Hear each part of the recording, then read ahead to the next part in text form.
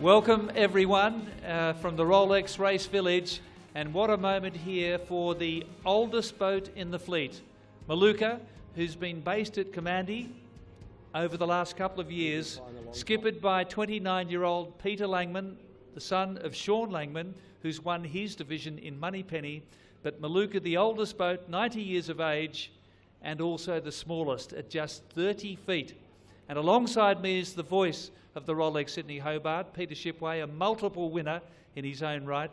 And what a fabulous moment here for Maluca, Peter. Yeah, it's wonderful, Gordon, to see this little boat come in. They've done a fantastic job. They'll win their class, and that means father and son have won their class. Sean in Moneypenny and now son Peter in Maluca. And gaff rig boat, as you said, 90 years young or old, whichever way you look at it. And this has been an incredible performance by this boat that's so different to most of the fleet that are tied up here around us in Constitution Dock and behind us. So they'll be very thrilled, and I know their father, I saw him about 2 hours ago, he was anxiously pacing the dock to make sure they got in safely first, and now the spoils of victory by winning their division.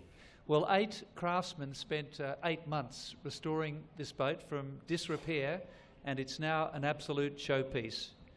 As you say, 90 years of age, and Peter Langman has sailed 3 times to Hobart with Dad Sean. Sean skippered the boat as well. I think Peter was just 18, the minimum age when he first skippered the boat, and he's got a few mates on board, a few first-timers, but they'd have to be savouring the moment, and they've done it in 4 days and 3 hours. So that's a mighty performance by the 30-footer. Yes, no doubt about that. They're just going to more there, and we're hopefully of going down to Peter G and grab an interview hopefully with the boys and get their thoughts on the race that had a bit of everything, and probably for the smaller boats had a bit more than everything.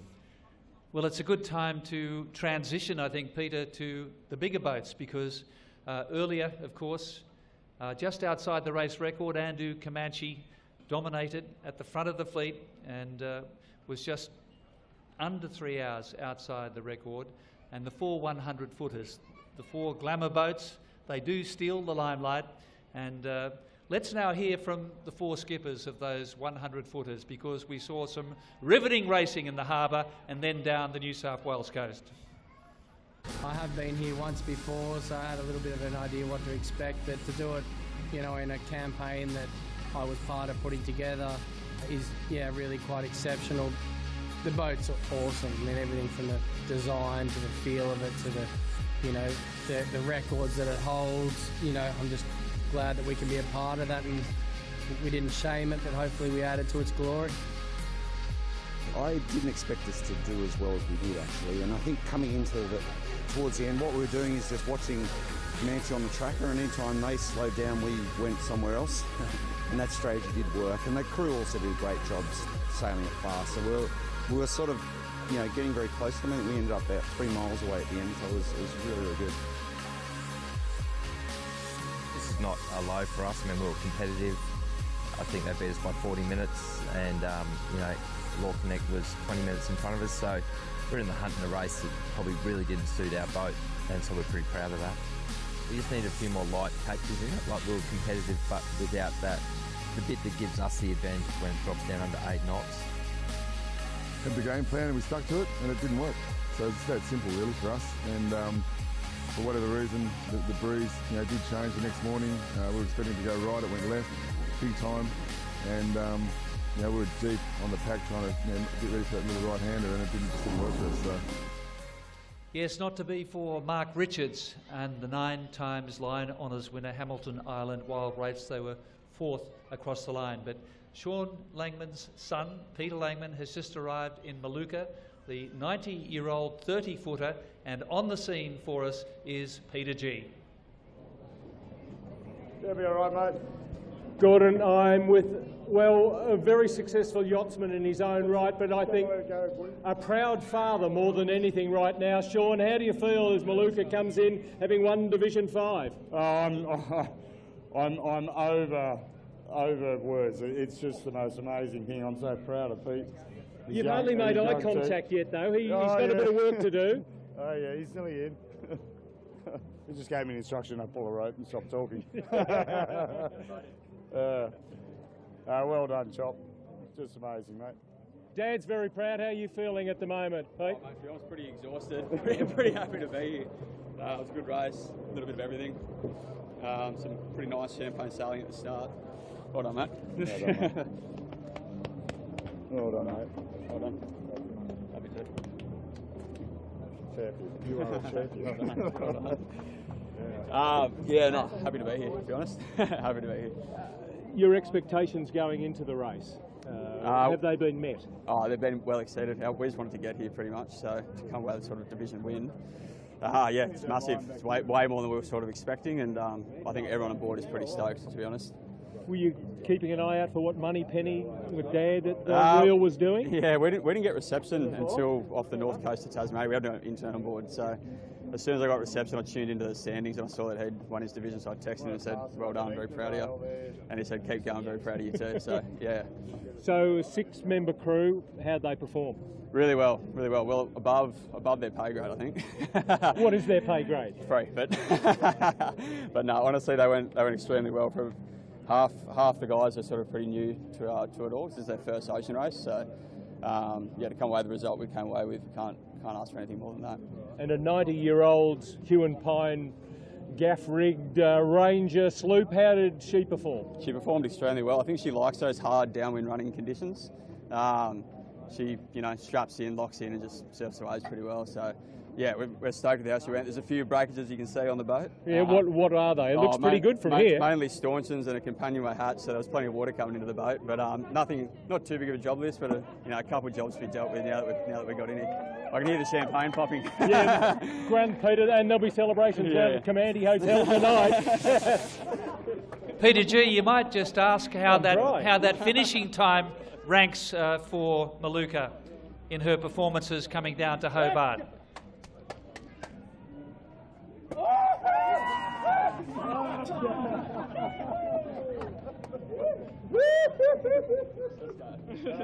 Gordon Bray's just asked, Peter, how does this finishing time compare with what your father did on Maluca? The finishing time? In terms of, I think the record still stands, but I was on board for that one too, so I'll claim it as well. Oh, okay, yeah, well done, mate. Yeah, well, you got one up on me. You got 2 division wins, Chuck. So well done. Father and son, Peter Shipway, winning their divisions. Sean Langman and also Peter Langman. Just splendid scenes here at King's Pier, and 2 very happy Langmans. Very special moment for Dad and his son. Yeah, terrific. I mean, it's hard to replicate that, but we've got a father and son alongside us here, Gordon. We have indeed. Again, they were both in pretty small boats. That was a 30-footer. And we have Rupert Henry, who has won the two-handed division, one of the world's most celebrated two-handed sailors, Rupert. And Father David is also there. He was on Philosopher. I think Philosopher a 36-footer and Rupert a 34-footer. Peter Shipway, Rupert's a good mate of yours. Take it away. Well, firstly, congratulations for both of you for getting here. Rupert, wasn't easy for you. I was speaking to you earlier. You had a few dramas. Talk us through it.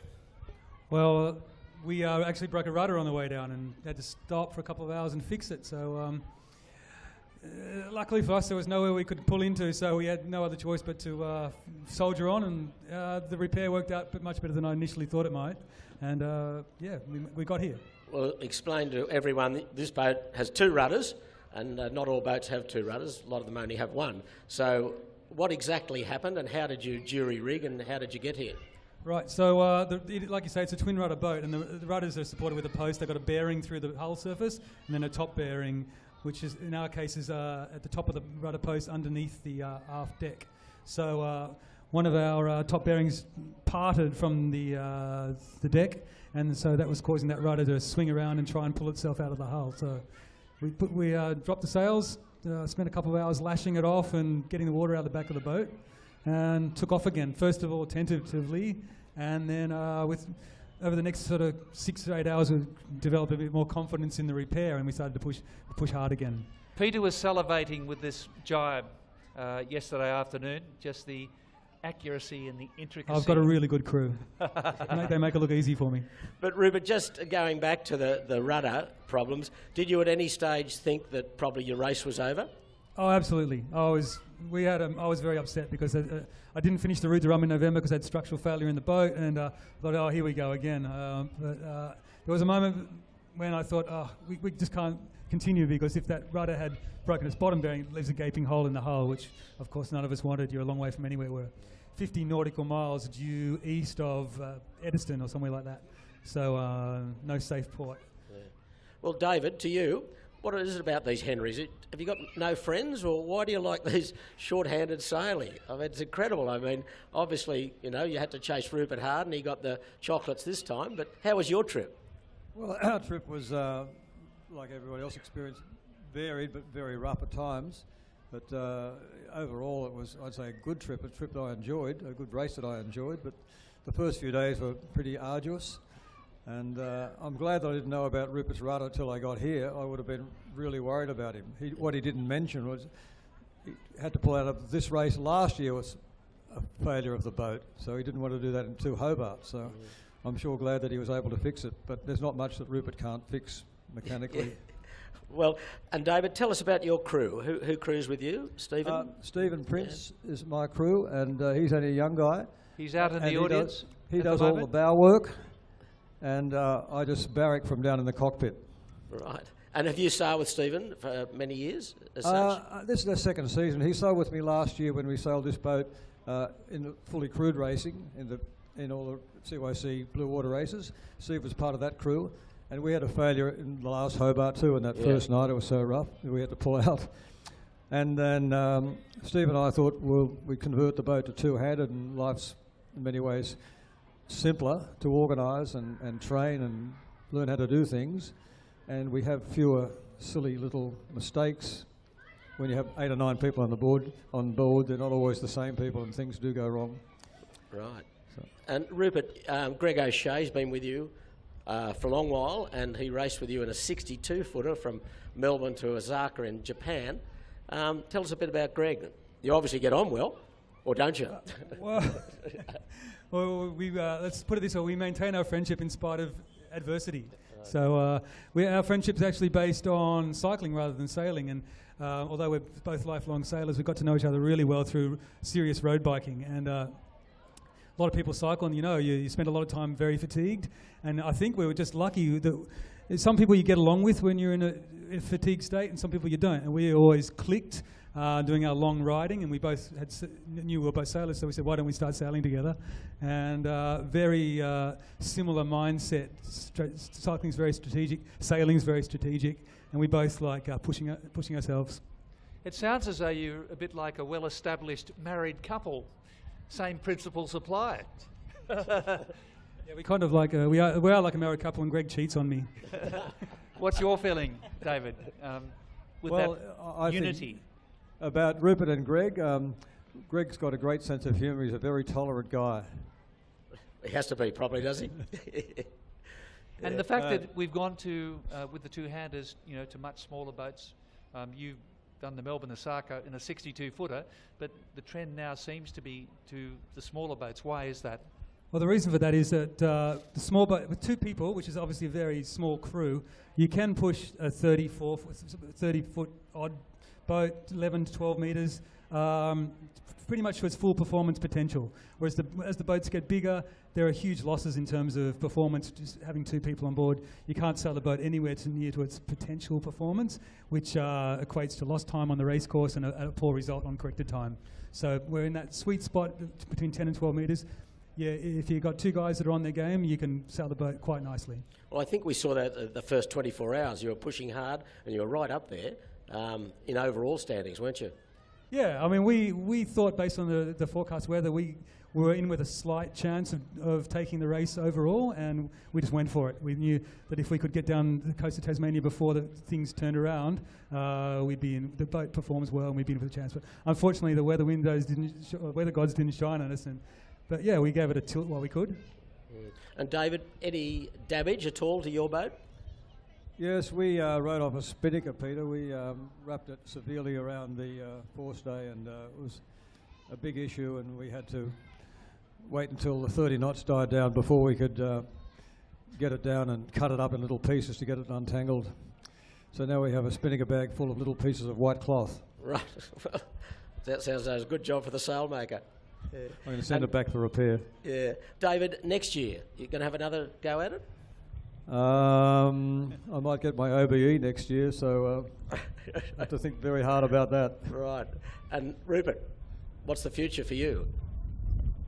Well, I've been really enjoying sailing this little boat Mistral. I mean, we haven't sailed it that much because I've been working on the Class 40 project in France this year, but this year I'm going to keep it simple, sail more of this little 34-footer and hope for some more success. It's a really fun part of the sport, this double-handed segment, and we enjoy it, and I'll keep doing it a while. It was actually, when we were watching Sean and Peter Langman on the screen a minute ago, I have two sons now that are over 18, so they're entitled to do Sydney Hobarts now, so we might start, they're both sailors, and we might start doing some sailing together and do the odd offshore race.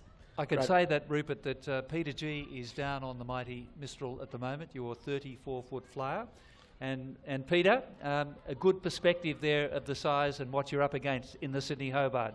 Now, Pete, you might just show us the problem area I pointed out before to you where Rupert had that problem with the rudder bearing. Over to you. Yep. I mean, double rudders on a lot of these two-handers.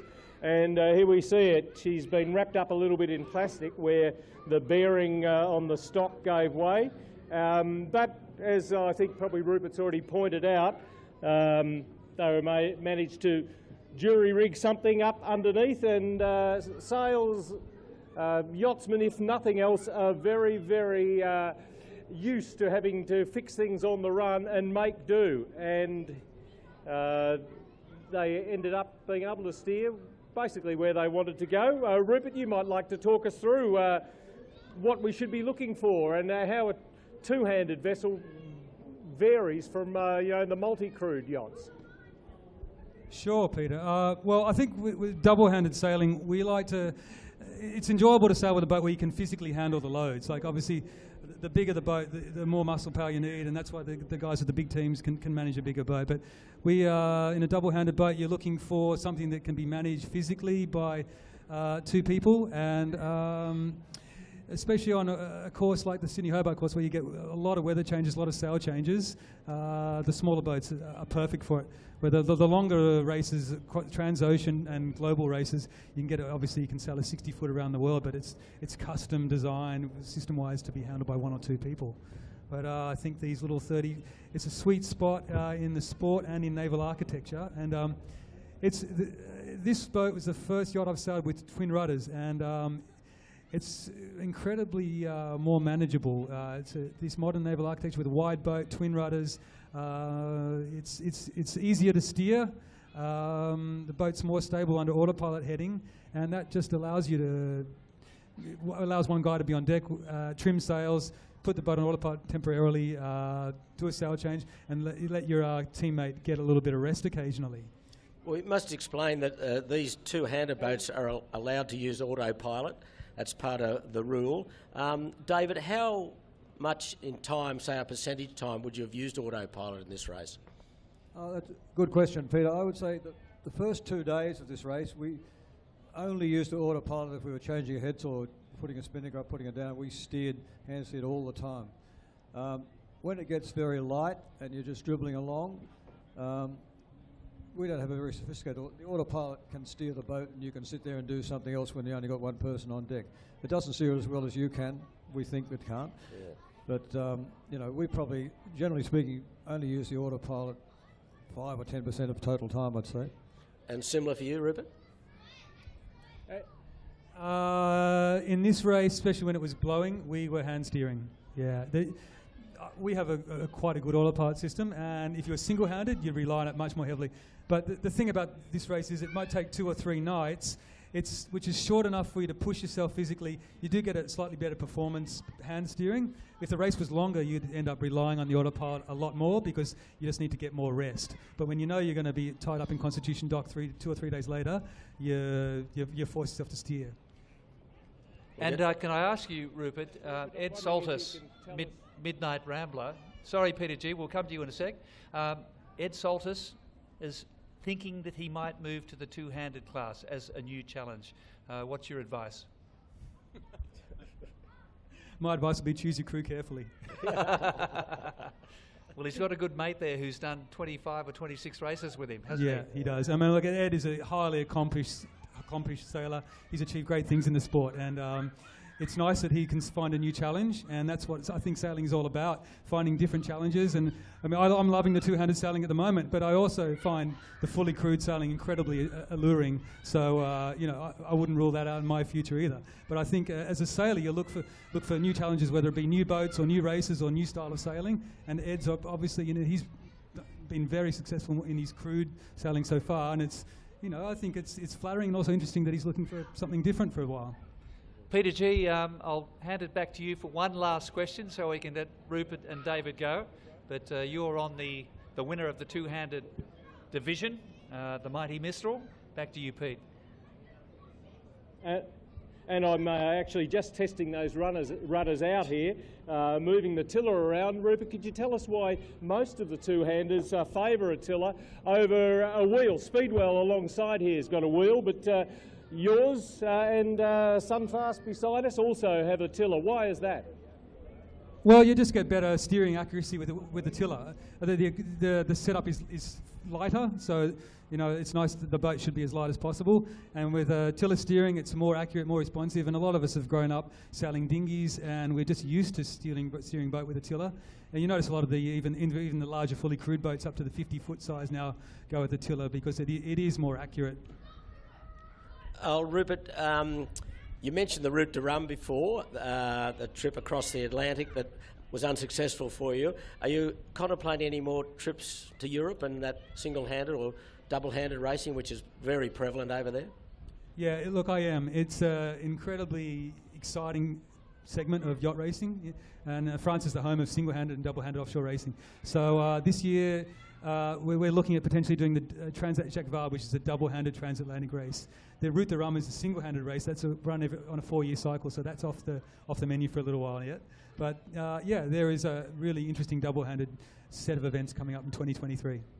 Well, thank you very much to Rupert Henry and also Dad, David, on Philosopher in the two-handed class. We congratulate you, and that's a fabulous victory, Rupert.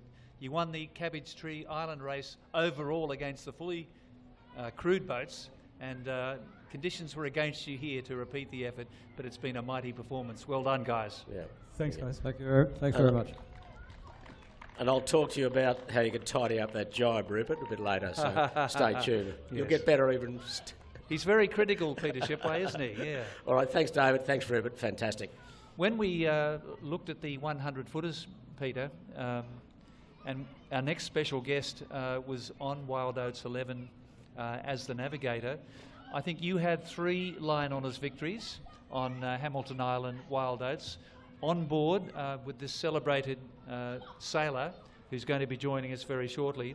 But earlier today, Peter, we saw Sam Haynes and Celestial officially presented with the medallions as the winner of the overall prize for the Tattersall Cup. Wonderful performance by Sam Haynes.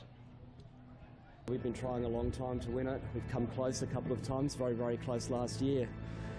So to finally be here, it's just incredible.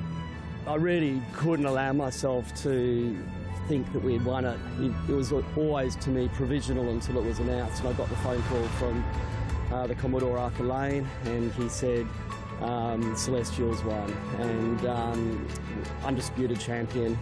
And at that point, we started opening the champagne. I was so happy, the crew was so happy, the family, you know, all our supporters. We had a lot of us there. It was sheer joy. You need to have a very good culture around your boat to start with. You need the right people, obviously. You need a skill set. You need to have people that can sail incredibly well. But you also need to have people that are going to, when it gets gnarly, when it's 2 o'clock in the morning, when the sea state's high and the winds are howling, that they're going to back each other up. Strategically coming down the coast, there were, you know, we're in a big fleet of 52-foot IRC boats, which are all very, very competitive, and including Caro, Warrior One, Guaylo, you know, really, really, really good boats. And even when we were tacking up the river, we were still racing. Like we had time on them, but we could not afford to make any mistake. It's pretty amazing. It's an epic thing.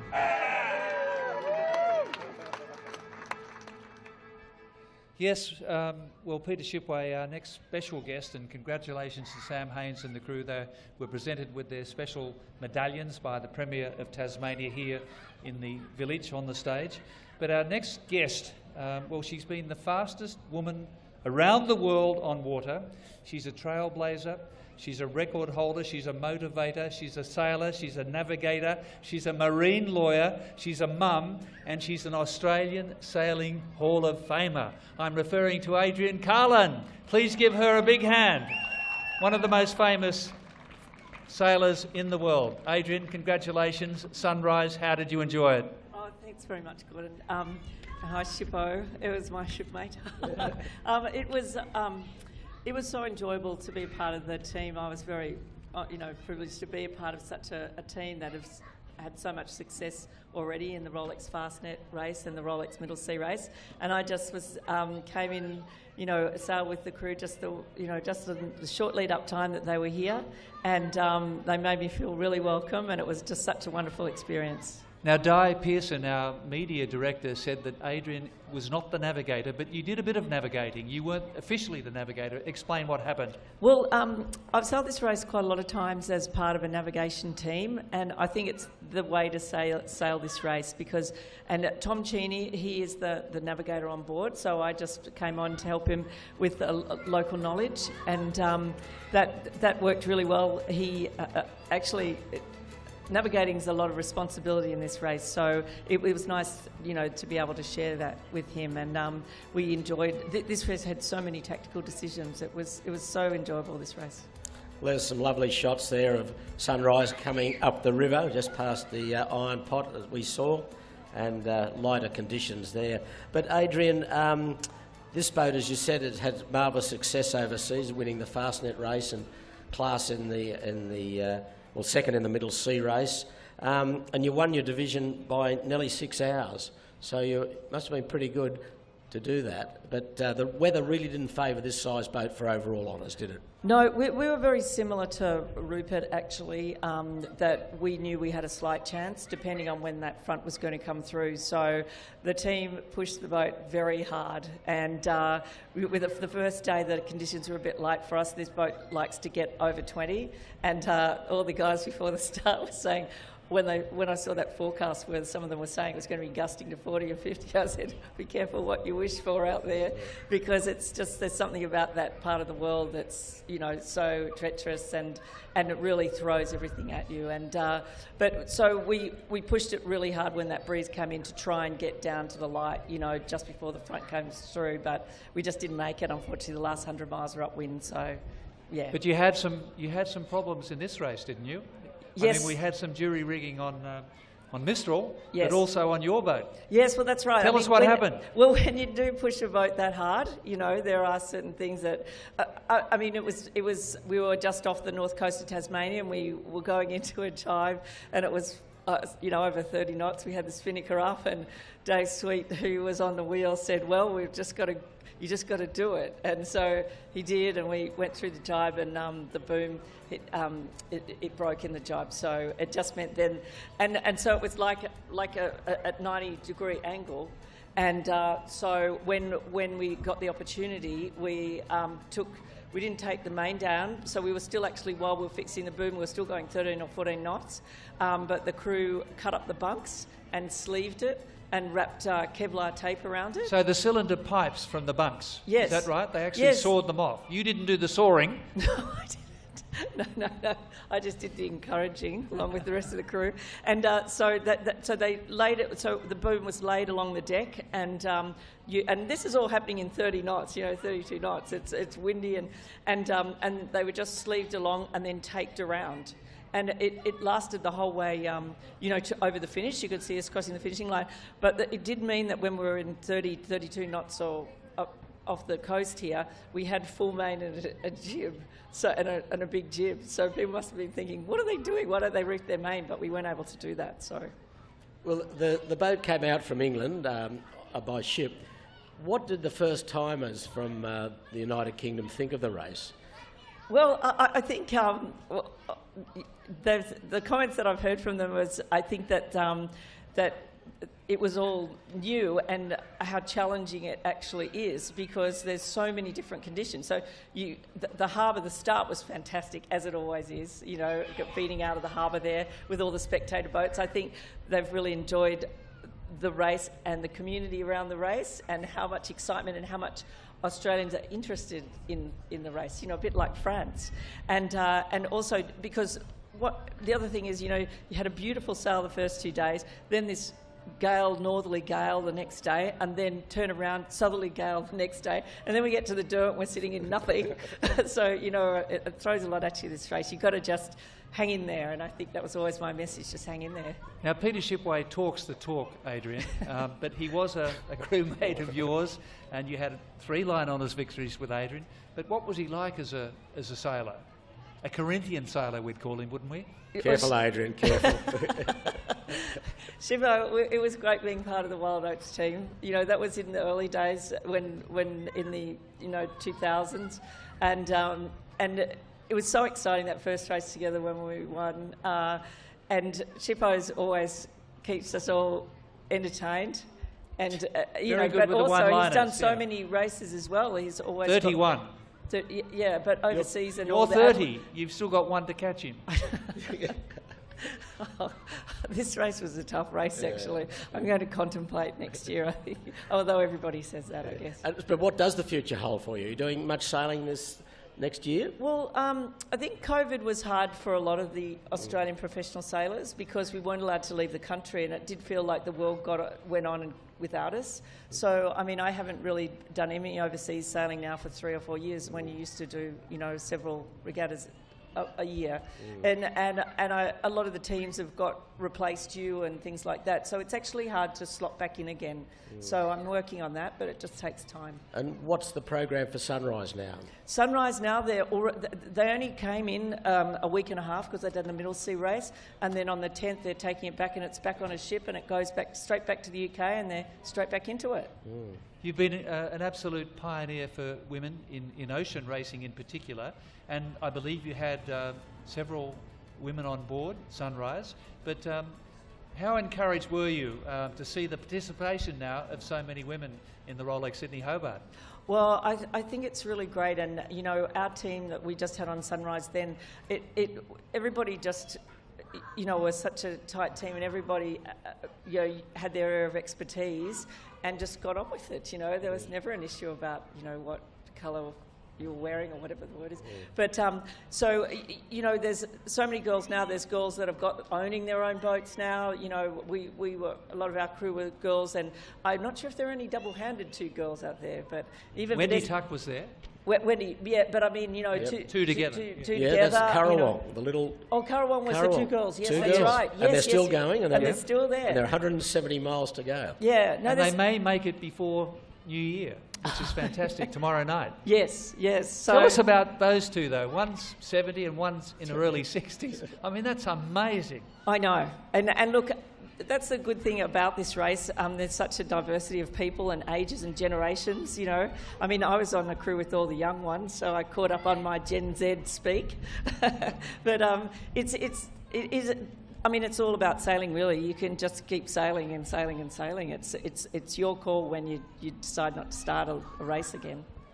Any thoughts of two-handed sailing? Well, it's funny you say that, because Vanessa Dudley came up to me just before, and Vanessa Dudley's done this race 24 times and said, "Do you think we should do it together?" And I said, "Oh, I don't know about that. You know, physically, it's a big challenge." And actually, when we were out there on the just when the breeze came up on the second day, we went past Mistral. And they had a chute caught around the foresail, and they were both on the deck, foredeck, in this, you know, it, and we went by them and we waved to them, and they gave us the thumbs up. They were okay, but I just thought, wow, that's a tough gig. Yeah, it's brutal, isn't it? Yeah, well, it's brutal in a fully crewed boat, but exactly, it can be multiply brutal in a two-hander. Two-hander, yeah. Well, Adrienne, it's been wonderful to have you as a special guest here in the Rolex Race Village, and we congratulate you. Thank you. And we look forward to you joining Peter Shipway on 31. Sydney Maybe Hobart. we'll go double-handed, Shipper. You and I'll go. I'll stay one ahead of you. Thanks very much, Thanks, Adrienne. Yeah, Lovely to see you. fantastic. Lovely to see you. Please give her a big hand, one of the most famous female sailors in the world. And Peter Shipway, Peter G's been hovering around Constitution Dock, and he's with a classic old boat, I believe, named Mistral. And there's a real story behind this boat. Peter, you still with us around in Constitution Dock? Yes. Yes, over in Constitution Dock. It's great to see yachts back in Constitution Dock again. And Rupert Henry's back on board here, where he's just talking to a youngster that's asked him where he finished, and Greg. And they've got a bit of Henry help here to try and fix up these rudders.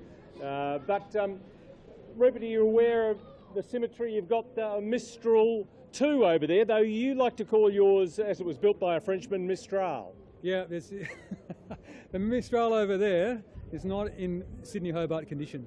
Will not make it. But it did 6 in a row from 1945, made of Burmese teak, and the Windward Bound Foundation are looking to restore her back to her former glory, a gaff ridge schooner. There's a bit of work to do yet. I think you'd probably have to go a bit further than Bunnings to fix that one up, Peter, but I hope they've got a good benefactor if they want to get that into racing order. Well, actually, they're looking for any donations. It's to benefit young people trying to learn sailing skills, but also woodworking skills, just general work skills, and Windward Bound Foundation are doing some great work. They brought it down from Sydney with thanks from the Royal Australian Navy. HMAS Choules brought her down and unloaded her on the dock here. She looks like a hulk at the moment, but apparently the decks have been replaced inside, and they've just got to get some more Burmese teak, I think, to get that hull back to the condition she was in 1945, 6 races in a row to start the Rolex Sydney Hobart, long before Rolex's sponsorship then. That's a record that's never going to be beaten. That is a record. I mean, we're coming up to almost 80 Hobarts now, so that Mistral was competing a long time ago, before my era. But it'd be nice to see her ship shape. Ship shape, yeah. And not a lot of rigging there at the moment, but No. she'll have 2 masts. She's seen better days. Yeah. But anyway, that looks like somebody's dream project. Absolutely. Do you see many gaff rig schooners getting around these days of her vintage? She's 100 years old this year. Yeah, well, Maluca that just came in, apparently 90 years old, but there's been a lot of TLC put into that, the Maluca, to get that. It's in beautiful mint condition now. So what expertise have you called on to try and fix your rudders here on the modern day Mistral? Well, we're going to take her out of the water at DSS on the 2nd of January, and then we have to drop the rudder out and fit a new bracket. So we'll get some composite guys in, they'll do their job, and then we'll reinstall the rudder and head back to Sydney. All right. Well, you think she's repairable, obviously? I think it's not a terribly serious issue now that he's in Constitution Dock. It was terribly serious in the middle of Bass Strait, though, and I'm just glad, following along in our boat behind Rupert, I didn't know that this had happened to him. And I'm glad I only found out when I got here. And Greg, you're happy? Everything? Yes, Steve, sorry. His crew. You're on Philosopher as well. Yeah. Okay, well, fantastic. Yeah, you're coming over, and I'm sure she'll be back in shipshape fashion too. And if you hadn't have been sailing across the Atlantic to Guadalupe, you probably would have been able to make sure that was right before you headed off on the Rolex Sydney. Yeah, there's always something to do when boats are involved, Peter. All right. Thanks, Rupert. Back to you fellas in the studio. Thank you very much, Pete. And just repeating that Maluca was the 97th boat to cross the finishing line just probably nearly an hour ago now, in 4 days and 3 hours, which means, Peter Shipway, that there are only 3 boats still at sea. Salt Miner is in the Derwent. Gun Runner, the Australian Army boat, is in Storm Bay. And Currawong, well, they're still 175 miles from the finish. The other 30-footer, 9 boats have retired, but only 3 now, Peter Shipway, still racing. As you take us through the handicap situations and the various divisions. Yes, thank you, Gordon. Well, you can see 98, 99, 100 there. There are 3 boats, as you mentioned. So Salt Lines and Gun Runner, they should be in. Well, Salt Lines, if not now, should be very close. Gun Runner will finish probably 9, 10 o'clock tonight, and then Currawong we hopefully in by New Year's Eve tomorrow. But we'll have a look at just recap on the whole race so far. There's the line honours result. Andu Comanche was first in time of 1 day, 11 hours, 56 minutes. Law Connect second, Blackjack third, and Hamilton Island Wild Oats, and they were that maxi 100s. Now we move into the handicap situation, and we bring that up, and that's the overall result of the handicap, where all divisions and all boats are together. And you can see the Division 1 boats have dominated the first 6 placings. Celestial, Guelo, Caro, Warrior 1, Quest and Patrice, all TP52s, and Enterprise Next Generation from Western Australia did very well to be 7th. Then we go to the next division. These are the smaller divisions as we work down. Division 0, Money Penny first, Alive from Tasmania was second, then URM Group was third. Division 1, which is the TP52s, there's fill the overall placings, so they fill the same placings in the divisions, Celestial, Guelo and Caro. Now we come down to Division 2 and Next Generation, Enterprise Next Generation from Western Australia.